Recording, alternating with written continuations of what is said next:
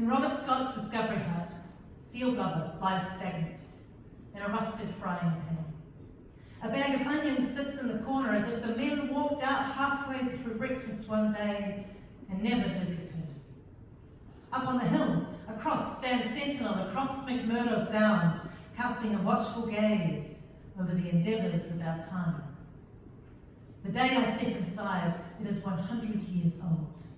I half expect to see Sleeping Beauty emerging from the semi-darkness, waking after all this time to find the world much changed, but all is quiet on the point.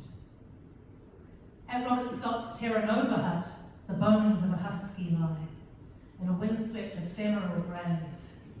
To the bitter end, still chained, the bones remain ever faithful, ever watchful, standing sentinel to the Sleeping Beauty in sight. Sprawled out across a desk she lies, an emperor penguin, her frozen kingdom oblivious to the slipping by of time.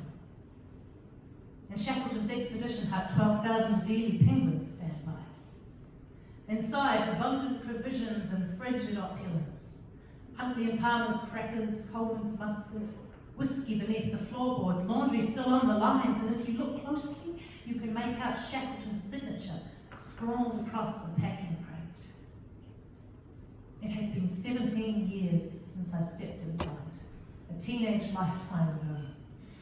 And I wonder, does the husky still stand sentinel? Does Sleeping Beauty yet slumber? In the shadow of Erebus, upon Pegasus airfield, this humble watchwoman in waiting stepped out to find herself blasted with the overwhelming reality of vastness, 360 degrees. With that single step, a seed of passion thoroughly planted, a challenge laid to do my part. My gift is my story, so how does this one contend with a continent that is full of them? Who are the ones who will watch over the ice as the world about us rapidly changes? Look to the south in search of a sentinel. For it is the climate scientist who reveals a new story from every inch of ice core. It's the hydrologist monitoring the meltwater beneath the Halliwell Hills. It is the soil expert treading lightly across the fragile dry valley floors, meticulously careful not to leave a single footprint in perpetuity.